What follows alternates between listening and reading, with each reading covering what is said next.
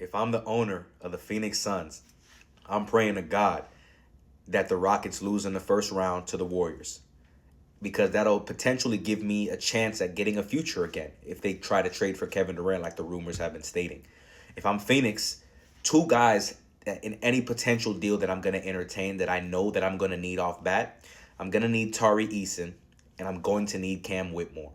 Those are two young and up and coming players that I think could be legitimate pieces to a playoff contending team down the line. And I think Cam Whitmore has the potential to even eventually be a star of a franchise. I'm not saying he's going to be a superstar, but I wouldn't be surprised if he turns into a 25 point per game guy, because he has all the intangibles. He has the mindset. He has the athleticism.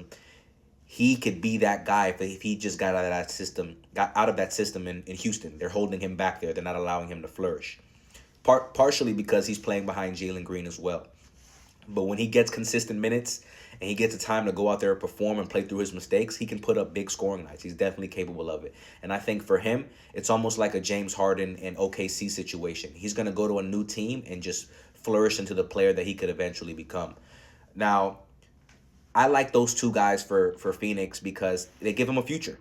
You get rid of KD. Maybe you get one or two first round picks in that trade as well, but you're also going to need some salary filler. So in that trade, that potential deal, you're probably going to have to give up one of Jalen Green or Alfred Sengun. And not that I would want to give up either of them, but I can't even pick. I can't even really decide which one I would want to give up, because I think they both of them leave holes if you give them up. If you give up Jalen Green, now you lack that scoring from the two guard position, and you're going to force KD to have to be way more than a scorer than he needs to be.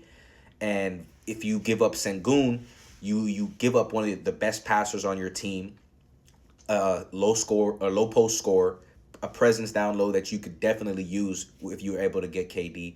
So you got to there's not a perfect scenario in this situation. You're gonna lose in some fashion. But what they can't give up the Thompson twin. He has to stay regardless. You would need to keep Van Fleet as well. You need to keep Dylan Brooks, because he brings that intensity, that defensive tenacity that you need. He can score sometimes. He's a decent scorer. He can hit shots. I think if they're able to get KD, that changes the whole perception of what they are going into next season. They just have to make sure they're not overcompensating and giving up too much for KD. I would say at most maybe give up one or two first round picks at most, preferably one. But if I'm Houston, I'm not mad at giving up Cam Whitmore or Tari Eason as well if it gives me a chance to get KD. Definitely have to consider it. We'll see what happens.